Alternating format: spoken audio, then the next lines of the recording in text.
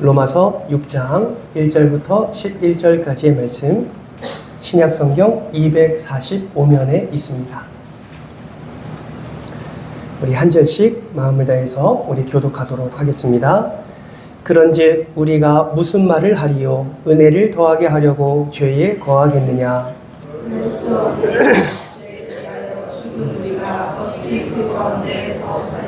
무릇 그리스도 예수와 합하여 세례를 받은 우리는 그의 죽으심과 합하여 세례를 받은 줄을 알지 못하느냐? 그러므로 우리가 그의 죽으심과 합하여 세례를 받음으로 그와 함께 장사되었나니 이는 아버지의 영광으로 말미암아 그리스도를 죽는 자 가운데서 살리심과 같이 우리로 또한 새 생명 가운데서 행하게 하려 함이라. 만일 우리가 그의 죽으심과 같은 모양으로 연합한 자가 되었으면 또한 그의 부활과 같은 모양으로 연합한 자도 되리라. 우리가 알거니와 우리의 옛사람이 예수와 함께 십자가에 못 박힌 것은 죄의 몸이 죽어 다시는 우리가 죄에서 죽음으로 가지 아니하려 함이니 이는 죽은 자가 죄에서 벗어나 의롭다 하심을 얻었음이라. 만일 우리가 그리스도와 함께 죽었으면 또한 그와 함께 살 줄을 믿노니 이는 그리스도께서 죽은 자 가운데서 살아나셨음에 다시 죽지 아니하시고 사망이 다시 그를 주장하지 못할 줄을 알미로다. 그의 죽으심은 죄에 대하여 단번에 죽으시며 그가 살아계시는 하나님께 대하여 살아계시니 같이 있습니다. 이와 같이 너희도 너희 자신을 죄에 대하여는 죽은 자요 그리스도 예수 안에서 하나님께 대하여는 살아있는 자로 여길지니라. 아멘. 할렐루야. 아멘. 지난 한 주간도 잘 지내셨지요? 예, 주님 주신 기쁨으로 우리 앞뒤 좌우 이렇게 한번 축복했으면 좋겠습니다. 잘 살아주셔서 감사합니다. 인사하겠습니다. 한 번 더 인사할 때 하나님이 함께 하십니다. 혹시 한국 초대교회 시절에 활동하셨던 김익두 목사님을 혹시 아십니까? 이 목사님은 처음부터 목회를 하지 않으셨습니다. 이 목사님은 예수 믿기 전에 이것으로 유명한 분이셨습니다. 이게 뭡니까? 예, 주먹이지요. 주먹으로 유명한 분이셨어요. 그러나 사도 바울처럼 예수님을 만나고 자신이 죄인임을 깨달은 후에 오직 복음으로 살아가겠다. 복음을 전하는 삶을 살겠다 결단하며 목회의 길로 들어서신 분입니다. 여러분, 김익두 목사님이 예수님을 믿고 난 다음에 제일 먼저 한 게 무엇인지 아십니까? 마을 사람들에게 부고장을 보내는 일이었다고 합니다. 김익두 사망 이렇게 써서 부고장을 마을 사람들에게 돌린 것이죠. 부고장을 받은 사람들은 반신반의했다고 합니다. 그런데 어느 날 보니까 이 김익두 목사님이 버젓이 마을을 돌아다니고 있는 거예요. 이 모습을 본 한 불량한 청년이 저 사람이 사기쳤다라고 생각을 하고 그 김익두 목사님한테 다가가서 이렇게 말했다고 합니다.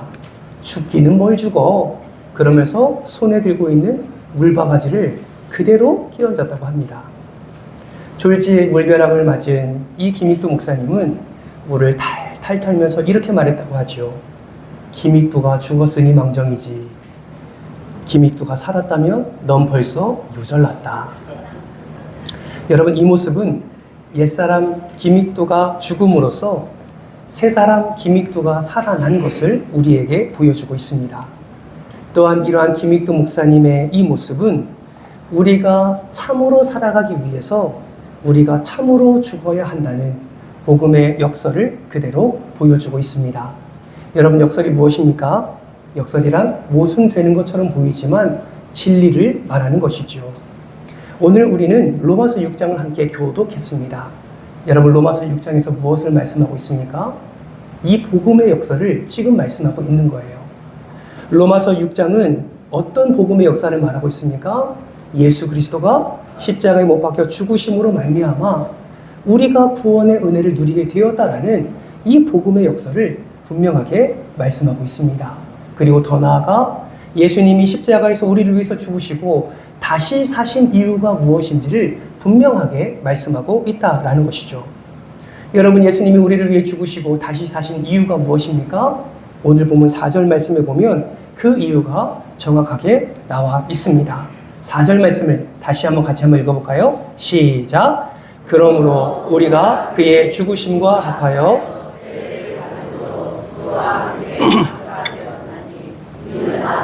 영광으로 말미암아 그리스도를 죽은 자 가운데서 살리심과 같이 우리로 또한 새 생명 가운데서 아멘. 여러분, 그 이유를 발견하셨습니까? 로마서 1장 4절 말씀은 예수님이 우리를 위해서 십자가에서 죽으시고 부활하신 그 이유를 분명하게 말씀하고 있습니다.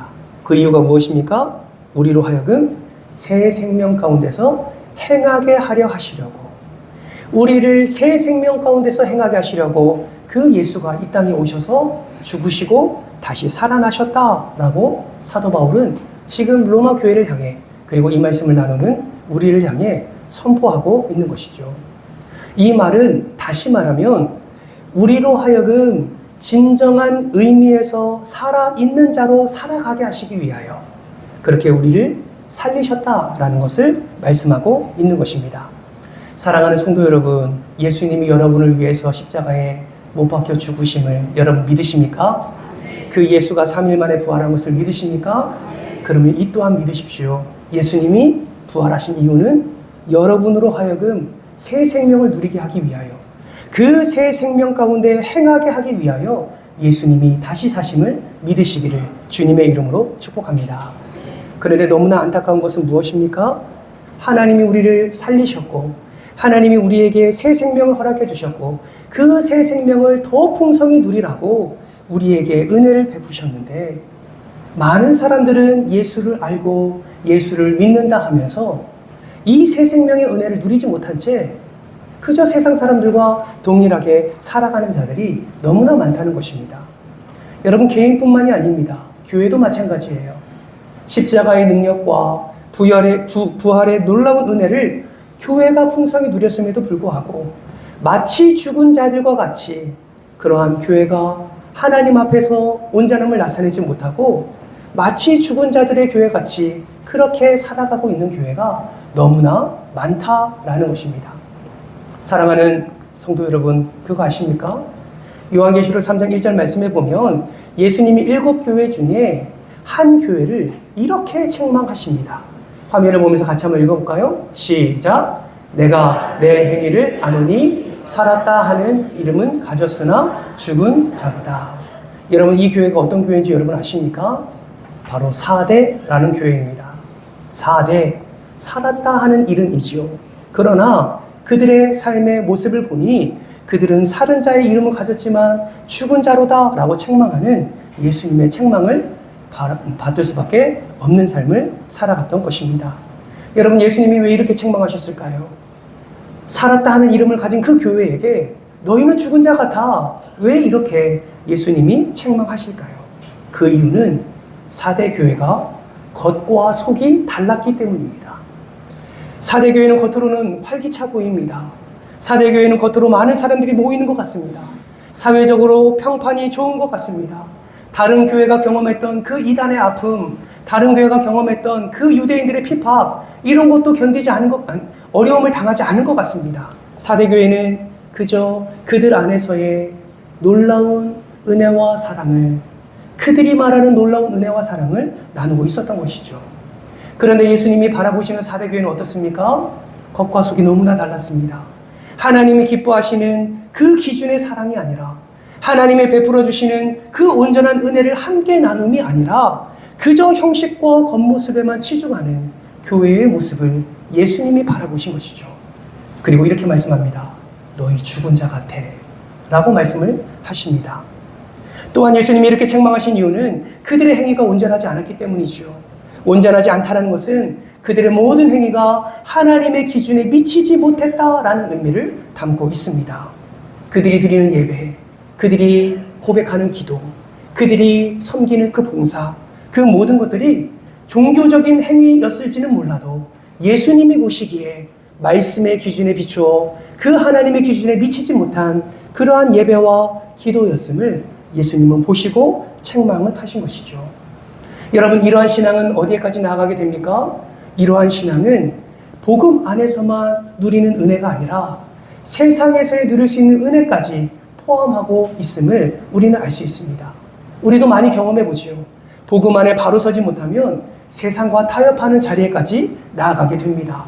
그것이 더 많아지면 복음이 망각하게 되고 세상의 가치관과 혼합된 신앙생활로 나아가는 모습을 우리는 많이 보는 것이죠. 이러한 모습을 바라보는 예수님은 4대 교회를 향해서 너희는 죽은 자 같다라고 말하고 있는 것입니다. 여러분, 이러한 경고와 책망은 저와 여러분, 우리 은총교회에도 그대로 적용되는 말씀임을 여러분 기억하시기를 바랍니다. 사랑하는 성도 여러분, 여러분은 지금 살아있으나 죽은 자로 살아가고 계십니까? 아니면 예수 그리스도의 부활의 그 능력에 의지하여 그 은혜를 덧입고 살아있는 자로 지금 살아가고 계십니까? 여러분은 지금 겉과 속이 다른 4대 교회처럼, 행위가 온전하지 않은 4대 교회처럼, 세상과 타협하며 살아가는 4대 교회처럼 그런 죽은 자의 모습을 드러내며 살아가고 계십니까? 아니면 예수 안에 그 부활의 능력을 항상 누리며 새 생명 안에 살아있는 자로 살아가고 계십니까? 사랑하는 성도 여러분, 잊지 마십시오. 예수님은 저와 여러분을 위해서 십자가에 못 박혀 죽으셨습니다. 저와 여러분을 위해서 무덤에서 죽음을 이기셨습니다. 저와 여러분을 위해서 3일 만에 부활하셨습니다. 그 부활의 은혜로 우리는 새 생명의 은혜를 누린 것이지요. 그리고 오늘 이 시간에도 여러분에게 예수님은 말씀하십니다. 내가 살았으니 너희도 새 생명 가운데서 살아라. 내가 살았으니 너희는 죽은 자처럼 살지 말고 너희는 새 생명 안에 살아라. 사랑하는 성도 여러분, 4대 교회처럼 겉과 속이 다른 인생 살지 마시기를 주님의 이름으로 부탁드립니다. 온전하지 않은 행위, 복음을 망각하고 세상과 타협하며 살아가는 그런 죽은 자의 삶을 여러분 붙잡지 마시기를 주님의 이름으로 축복합니다. 오직 복음입니다. 오직 예수입니다. 오직 그 예수 안에서 우리는 새 생명을 누릴 수 있고 오직 그 예수 안에서 우리가 하나님이 예비하신 놀라운 은혜를 누릴 수 있음을 절대로 잊지 마시기를 주님의 이름으로 축복합니다. 그럼 여러분, 어떻게 하면 우리가 부활의 능력을 이미 경험한 자로서 그 새 생명 가운데 우리가 하루하루를 살아갈 수 있을까요? 그 비밀이 무엇일까요? 여러분, 로마서는요, 이 비밀을 특별히 6장에서 3가지의 키워드를 가지고 우리에게 그 비밀을 말씀해 주고 있습니다. 여러분, 로마서 6장에서 말씀하는 이 비밀의 열쇠 3가지 무엇일까요? 여러분 한번 기억해 보실까요? 따라합니다. 알라. 네, 한 번 더 따라해 볼까요? 알라. 두 번째는 여기라. 세 번째는 드리라. 예, 이 3단어예요. 퀴즈입니다. 3단어가 뭐라고요? 알라, 여기라, 드리라. 참 망각의 은혜가 우리에게 넘쳐나서, 그렇죠? 알라, 여기라, 드리라. 이 3가지를 가지고 복음의 그 열쇠, 새 생명의 은혜를 누릴 수 있는 그 비밀의 열쇠를 우리에게 말씀하고 있습니다. 이 시간에 이 3가지의 키워드를 가지고 함께 하나님께서 우리에게 말씀하시는 그 말씀을 함께 나누려고 합니다. 마음에 새기시고 이 말씀을 이번 한 주간 동안 붙잡고 살아가시는 여러분 되시기를 주님의 이름으로 축복합니다. 여러분, 3가지 단어 중에 첫 번째 단어입니다. 알라. 무엇을 알아야 될까요? 우리 화면을 보면서 같이 한번 읽어볼까요? 첫째입니다. 시작. 우리가 아멘. 우리가 무엇을 알아야 됩니까? 이미 죽었다라는 사실을 알아야 합니다. 뭐에 대해서 죽었다는 사실을 알아야 됩니까? 죄에 대해 죽었다라는 사실을 분명히 알아야 합니다. 여러분, 우리는 때로는 믿음의 삶을 살아갈 때에 실패를 경험할 때도 있습니다. 그럴 때마다 어떤 이들은 이러한 신앙의 고백을 할 때가 있어요. 제가 아직 죽지 못해서 그렇습니다. 제가 아직 죽지 못해서 그렇습니다. 여러분, 오늘 본문은 무엇을 말씀하고 있습니까? 내가 아직 죽지 못해서 죄 가운데 있다라고 말하지 않습니다. 오늘 본문은 무엇을 말하냐면 이미 우리가 죄 가운데 죽었다라는 것을 분명하게 말씀하고 있습니다. 2절 말씀을 보세요. 죄에 대하여 죽은 우리가 라고 말씀하고 있습니다. 2절 말씀은 분명히 우리는 죄에 대해서 죽었다라고 말씀하면서 3절 말씀을 통해서 이것을 분명히 알아야 된다라고 말씀하고 있지요. 3절 말씀 같이 한번 읽어볼까요? 시작! 무릇 그리스도 예수와 합하여 세례를 받은 우리는 그의 죽으심과 합하여 세례를 받은 줄을 알지 못하느냐? 아멘. 여러분, 오늘 보면 3절은 우리가 이미 죽인 것을 무엇을 통해서 말씀하고 있습니까? 세례라는 것을 통해서 말씀하고 있습니다. 세례, 영어로는 바프티즘이라고 하죠. 이 세례는 현실적인 의미로 바꿔 말하면 동일시되다라는 의미, 좀 더 쉬운 의미로 살펴보면 연합하다라는 의미를 담고 있습니다. 이것을 분명하게 구체적으로 말해주는 구절이 바로 4절과 5절 말씀이지요. 4절 말씀 보세요. 이렇게 말씀합니다. 그러므로 우리가 그의 죽으심과 합하여 세례를 받음으로 그와 함께 장사되었나니 이는 아버지의 영광으로 말미암아 그리스도를 죽은 자 가운데서 살리신 것 같이 우리로 또한 새 생명 가운데서 행하게 하려 함이라. 5절 같이 한번 읽어볼까요? 시작! 만일 우리가 그의 죽으심과 같은 모양으로 연합한 자가 되었으면 또한 그의 부활과 같은 모양으로 연합한 자도 되리라. 아멘. 여러분, 성경이 뭐라고 증거하고 있습니까? 예수님이 죽으셨을 때 우리도 동일하게 죽었다라고 말하고 있습니다. 여러분, 이것은 사실입니다. 예수님이 우리를 위해서 대신 죽으신 것처럼 우리는 그를 믿을 때에 우리는 함께 죽었다라는 사실을 믿음으로 고백할 수 있는 것이죠. 그래서 본문 2절 말씀에 보면 그럴 수 없느니라 죄에 대해서 우리가라는 표현을 통해서 함께 죽었음을 분명하게 설명하고 있습니다. 사랑하는 성도 여러분, 믿으십시오. 우리는 이미 죄에 대해서 죽은 자입니다. 아멘이십니까? 따라서 해봅시다. 나는 이미 죄에 대해 죽은 자로다. 아멘이십니까? 믿으시기 바랍니다. 이미 예수 그리스도로 인하여 우리는 이미 죄에 대하여 죽은 자다라는 것이죠. 그러면 여기서 이러한 우리의 고백과 함께 우리 머릿속을 가득 채우는 한 가지 질문이 떠오릅니다. 그것이 무엇입니까? 죄에 대해서 죽었으면 우리가 성자가 되는 것이 마땅한데 왜 여전히 우리는 아직 죄 가운데 살아가고 있는가?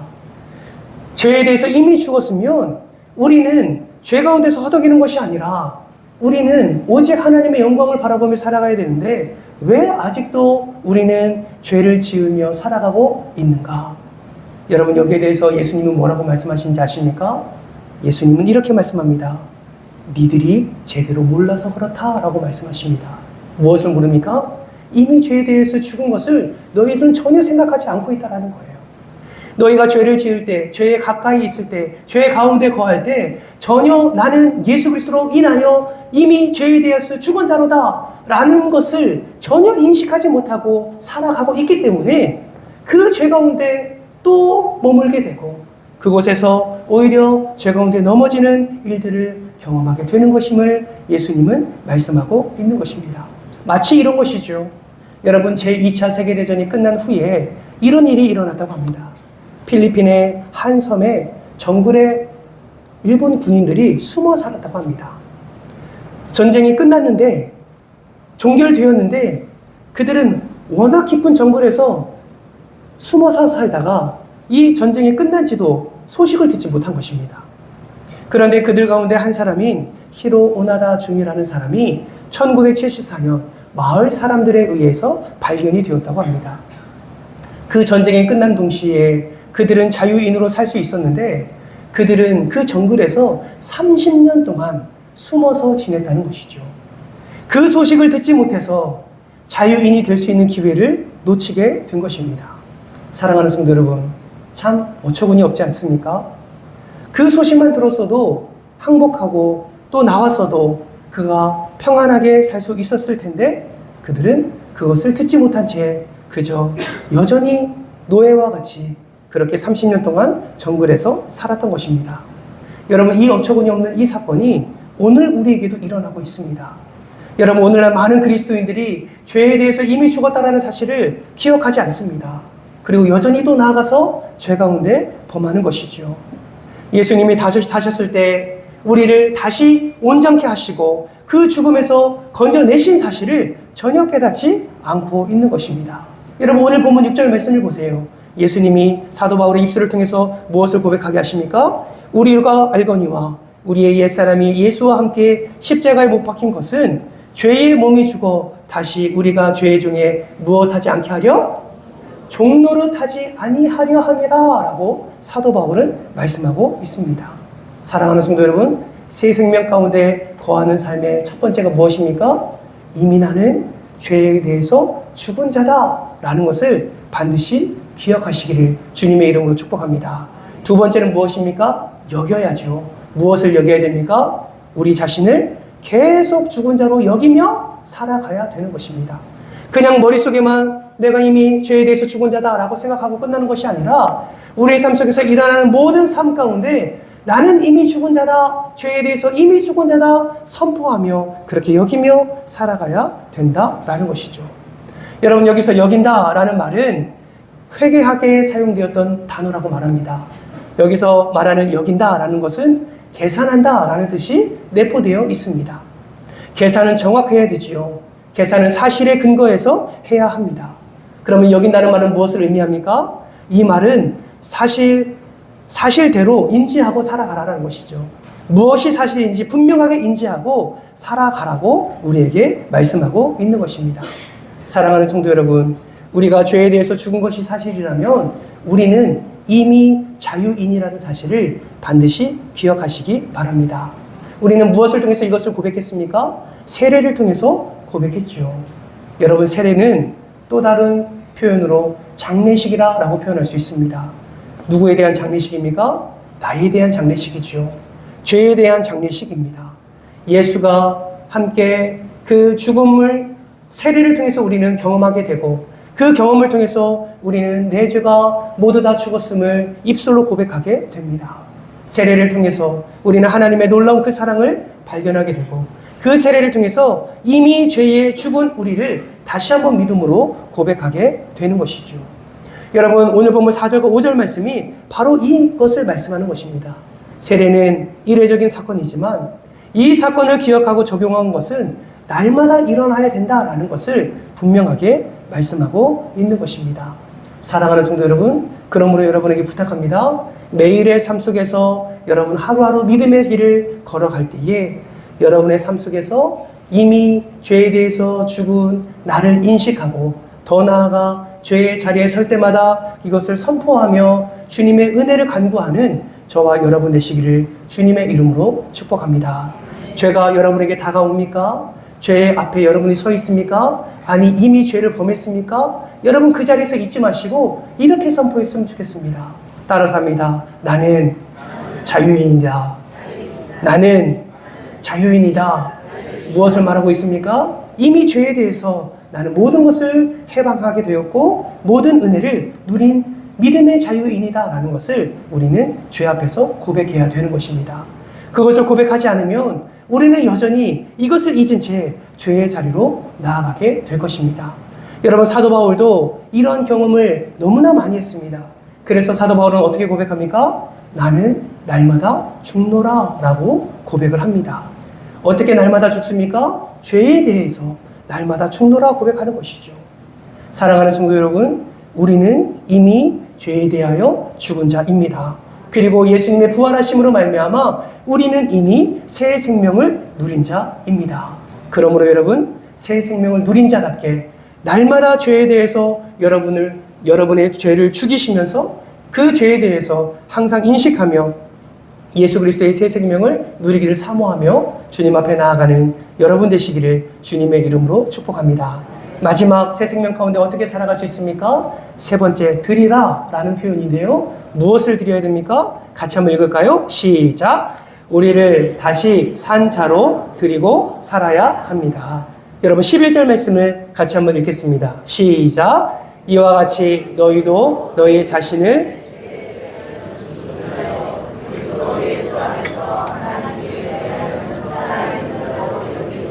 아멘.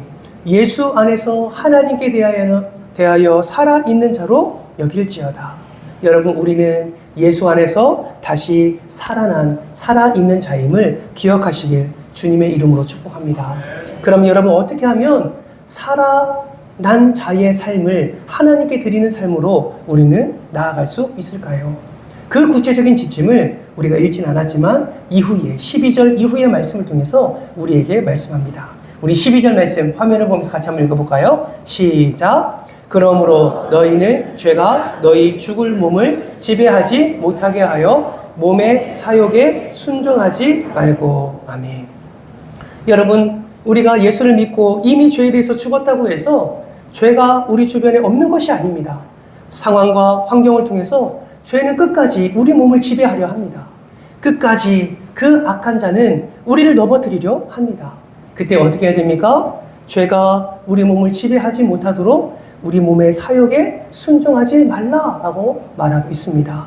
우리는 우리가 안에 욕심을 내어버려야 합니다. 예수 안에서 하나님께서 허락해 주신 참 은혜를 사모하고 그 은혜 가운데 나아가려는 열심은 품어야 되지만 세상 가운데서 죄 가운데서 얻게 되어지는 유익과 만족을 얻으려고 우리는 우리의 욕심 가운데 순종을 나타내면 안 된다라는 것이죠. 이러한 삶의 지침은 한마디로 말하면 그 모든 것을 다 내려놓고 너의 삶을 오직 하나님께 드리라 라는 말씀으로 정리할 수가 있습니다. 계속해서 13절 말씀도 한번 보실까요? 화면을 보면서 함께 읽겠습니다. 시작! 또한 너희 지체를 불의의 무기로 죄에게 내주지 말고 오직 너희 자신을 죽은 자 가운데서 다시 살아난 자 같이 하나님께 드리며 너희 지체를 의의 무기로 하나님께 드리라. 아멘. 사랑하는 성도 여러분, 여러분이 죄에 대하여 불의의 무기로 사용되지 마시고 하나님의 은혜에 대하여 의의 무기로 사용되는 여러분 되시기를 주님의 이름으로 축복합니다. 여러분, 이것을 통해서 우리는 뭘 할 수 있습니까? 하나님 앞에 산자로서의 삶, 거룩을 나타내고 성결을 나타내고 정직을 나타내고 그러한 삶의 열심과 죄가 내 몸을 지배하지 않도록 노력하는 그 열심을 통하여서 하나님께 영광 올려드릴 수 있음을 우리는 분명히 말씀을 통해서 확인할 수 있습니다. 그러므로 여러분 기억하십시오. 저와 여러분을 살리신 것은 새 생명 가운데서 하나님의 거룩의 도구로 우리를 사용하시고자 우리를 살리셨다라는 사실을 반드시 기억하시기를 주님의 이름으로 축복합니다. 이러한 이야기가 있습니다. 중국 교회 지도자 워치만 리의 책을 보면 이런 한 이야기가 나옵니다. 예수 믿은 지 얼마 안 된 한 형제가 있었습니다. 그가 하루는 기차 여행을 가게 되었습니다. 먼 길을 가는 그 기차 여행에서 한 그룹이 된 3명의 사람들과 같이 한 자리에 앉게 되었습니다. 이렇게 4명이 서로 마주보고 앉는 그 자리에 앉게 된 것이죠.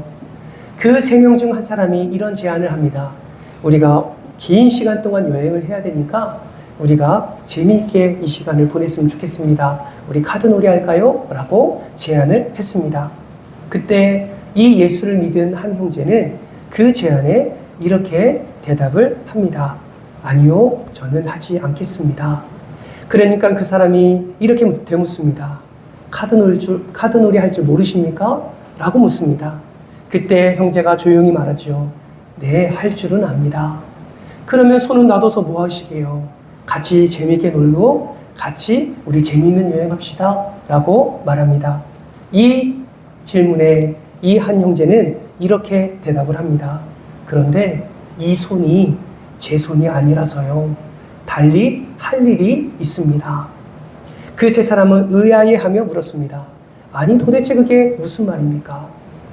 이 형제는 조용히 자기가 최근에 어떻게 예수를 믿게 되었는지 그리고 어떻게 그 예수를 믿고 난 다음에 어떠한 신앙 고백을 했는지 그렇게 그들에게 말해줍니다. 이렇게 말하지요. 이제는 내 몸이 주님의 몸이 되었습니다. 이제는 내 손도 주님의 손이 되었습니다. 주님의 손이 되었는데 어떻게 주님의 손으로 카드놀이를 할 수 있겠습니까? 그분이 기뻐하지 않으실 것 같아서 저는 사양합니다. 사랑하는 성도 여러분, 이 이야기 속의 형제의 대답은 정말 여러 가지를 시사합니다. 무엇보다 성경적인 거룩함이 무엇인지를 잘 보여주는 내용입니다. 여러분, 거룩은 무엇을 안 하는 것이 거룩이 아닙니다. 죄를 안 짓는 것이 거룩이 아니에요. 물론 죄를 안 짓는 것도 거룩으로 나아가는 귀한 발걸음이지만 진정한 거룩은 그러한 소극적인 것이 아니라 죄를 멀리하는 것뿐만 아니라 더욱더 하나님이 기뻐하시는 바가 무엇인지를 적극적으로 해나가는 것이 거룩이다라는 사실을 반드시 기억하시길 바랍니다. 손으로, 입으로, 몸으로 죄를 범해서는 안 되지만 우리의 손으로, 입으로, 몸으로 하나님께 영광 올려드리며 하나님의 일을 적극적으로 행하는 것이 진정한 하나님이 기뻐하시는 거룩이다라는 것이죠. 사랑하는 성도 여러분, 죄를 안 지으려고만 하지 마시기를 바랍니다. 그러한 노력도 필요하지만 거룩한 일에 여러분의 자신을 하나님께 올려드리시기를 주님의 이름으로 축복합니다. 이러한 이야기 들어본 적 있으십니까? 바쁜 꿀벌은 슬퍼할 틈이 없다. 바쁜 꿀벌은 슬퍼할 틈이 없답니다. 여러분, 죄를 안 지으려면 어떻게 해야 됩니까? 우리가 하나님의 일에 좀 더 바쁘면 되지 않겠습니까? 좀 더 거룩한 일에 우리가 마음을 두면 되지 않을까요? 좀 더 하나님이 기뻐하시는 일에 우리가 더욱더 우리의 삶을 내어드리면 좋지 않겠습니까? 여러분, 천하보다 귀한 영혼이라고 우리는 고백합니다. 그 천하보다 귀한 영혼들을 전도하는데 더 열심을 내보시기 바랍니다. 영혼을 돌보는데 헌신해 보십시오. 지금보다 더 하나님을 찬양하고 하나님을 기뻐하고 하나님께 예배드림에 여러분 더 열심을 내어보시기 바랍니다. 내 물질과 내 에너지와 내 섬김을 통해서 그 사랑하는 이웃들을 섬기는 것에 여러분 더 열심을 내보시기 바랍니다. 여러분, 그러한 하나님 앞에서의 하나님의 뜻 가운데 하나님의 기준에 맞는 그 온전한 섬김과 그 온전한 하나님의 놀라운 열심과 열정을 우리의 삶 가운데 산자의 모습으로 드러내게 될 때에 하나님께서는 우리의 삶을 기뻐 받으시고 우리의 삶 속에 죄 가운데 거하지 아니하도록 더 보호해 주시고 하나님이 더 큰 은혜를 우리에게 허락해 주실 줄 믿습니다. 거룩을 향하여 더 믿음의 발걸음을 내딛는 저와 여러분 되시기를 주님의 이름으로 축복합니다. 그 거룩을 향하여서 발걸음을 내딛을 때 그 발걸음에 새 생명이 있는 것입니다. 그 발걸음에, 그 열심에 하나님의 놀라운 은혜가 임하게 되는 것입니다. 바라고 소망하기는 이 놀라운 은혜가 여러분의 것이 되기를 주님의 이름으로 축복합니다. 말씀을 맺겠습니다. 여러분, 미국에 후보댐이 있는 것을 아십니까? 저는 한 번도 미국에 가본 적이 없어서 후보댐이 어디에 있는지 어떻게 생겼는지 그저 인터넷으로만 볼 뿐입니다. 그런데 어떤 분이 이렇게 말씀하시더라고요. 그 후보댐이 정말 너무나도 귀한 건축물 중에 하나라고 이야기를 합니다. 그 후보댐이 생김으로 인해서 미드호라는 아름다운 호수가 생겼고 또 그 후보댐이 생김을 통해서 남캘리포니아 집집마다 전기가 공급되었고 그 후보댐이 생김으로 인해서 거친 사막의 라스베가스라는 그런 도시가 생겨나게 되었다라고 말을 합니다. 그리고 특별히 이 후보댐 입구에 세워진 이 게시판을 이야기를 합니다. 그 게시판에는 사람들의 명단이 있고 지금 보시는 바와 같이 저러한 글귀가 적혀 있다고 합니다. 우리 같이 한번 읽어볼까요? 시작! 이들이 이곳에서 희생당한 이유는 사막에 장미꽃을 피우고 골짜기에 생명의 강을 흘러가게 하기 위해서였다. 저는 이 말을 듣고 읽을 때에 예수님이 생각났습니다. 그리고 제 입술로 이렇게 고백해 보았습니다. 예수 그리스도가 희생당한 이유는 죄로 물든 인생의 사막에 다시 장미꽃을 피우고 사망의 골짜기에 생명의 강을 흘러가게 하기 위해서이다. 사랑하는 성도 여러분, 이 예수의 죽음이 헛되지 않도록 여러분 살아있는 자로 살아가시기를 주님의 이름으로 축복합니다. 더 이상 죽은 자로 살지 마십시오. 우리는 이미 죄에 대해서 죽은 자입니다. 우리는 이미 죽은 자이기에 살아있는 자로 하나님께 우리의 삶을 내어드리며 살아가야 되는 것입니다. 그러므로 여러분, 이번 한 주간 더 십자가 앞에 간절함으로 나아오시기를 주님의 이름으로 축복합니다. 거기서 당신을 사랑하는, 여러분을 사랑하는 그 놀라운 예수 그리스도의 사랑을 경험하게 될 것입니다. 그 십자가 앞에서 여러분을 바라보십시오. 내가 죽은 자로 살아가고 있는지, 내가 살아있는 자로 살아가고 있는지 여러분을 바라보십시오. 그 십자가 앞에서 여러분에게 허락해 주신 새 생명의 은혜를 경험하십시오. 하나님께서는 지금도 주님 앞에 나오는 자를 기다리고 계시고 주님 앞에 나와 엎드리는 자를 지금도 간절히 바라고 계신 줄 믿으시기를 주님의 이름으로 축복합니다. 누가 이 새 생명 안으로 오늘 더 깊은 자리로 나아가시겠습니까? 바라고 소망하기는 이번 한 주간 우리 모두가 다 이러한 은혜를 사모하며 주 예수 그리스도 안에서 죄의 모든 것이 해방되었음을 고백하며 예수님께서 허락해 주신 그 산자로서의 삶을 살아 온전히 하나님께 영광 올려드리는 복된 한 주간 되시기를 주님의 이름으로 축원합니다. 다 같이 우리 기도하시겠습니다.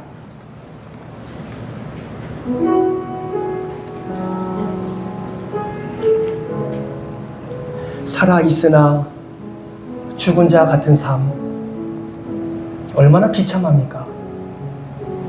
분명히 살려주셨는데 여전히 죽은 자처럼 살아가고 있다면 얼마나 하나님의 마음이 비참해지시겠습니까? 사랑하는 성도 여러분, 하나님은 여러분을 사랑하십니다. 지금도 사랑하십니다. 독생자 예수를 보내주실 만큼, 그 생명을 죽일 만큼 여러분을 사랑하십니다. 여러분에게 새 생명을 허락해 주셨습니다. 여러분 그 은혜를 잊지 마시기 바랍니다. 잊지 마시고 죽은 자처럼 불평하며 원망하며 그렇게 세상 사람들과 똑같이 살아가지 마시고 이번 한 주간 주여 내가 거룩을 회복하기를 원합니다. 주여 내가 주를 향한 온전한 그 섬김과 사랑이 회복되기를 원합니다. 죄 가운데 거하는 것이 아니라 오직 나를 사랑하셔서 살아있는 자로 살아가게 하시는 하나님의 은혜를 매일의 삶 속에서 누리기를 원합니다. 나를 붙잡아 주시옵소서. 나에게 은혜를 더하여 주옵소서. 주의 부활의 능력이 헛되지 아니하도록 내 삶을 붙잡아 주옵소서. 이러한 기도 제목으로 함께 주님 앞에 간절함으로 나아갔으면 좋겠습니다. 하나님, 우리의 연약함을 주님께서 아십니다. 여전히 우리는 아버지 하나님이 없이는 죄 가운데 범할 수밖에 없는 그런 연약함이 있는 자들입니다. 주님이 모든 죄를 해결해 주셨사오니 오직 예수만 의지하며 이번 한 주간 살아갈 수 있도록 은혜를 더하여 주옵소서. 죄에 대해서는 이미 죽은 자임을 기억하게 하시고 어떠한 죄가 우리 가운데 다가온다 할지라도 믿음으로 선포하게 하시고 오직 살아있는 자로 살아가는 복된 한 주간 될 수 있도록 도와주옵소서. 때로는 악한 사단은 우리의 감정을 건드립니다. 때로는 분노하게 합니다. 때로는 불평하게 합니다. 때로는 원망하게 합니다. 입에 담을 수 없는 욕설과 입에 담을 수 없는 저주가 우리의 입에서 나올 때도 있습니다. 하나님 아버지 행함으로도 죄를 범하게 합니다. 수많은 죄의 자리에 우리를 안내합니다.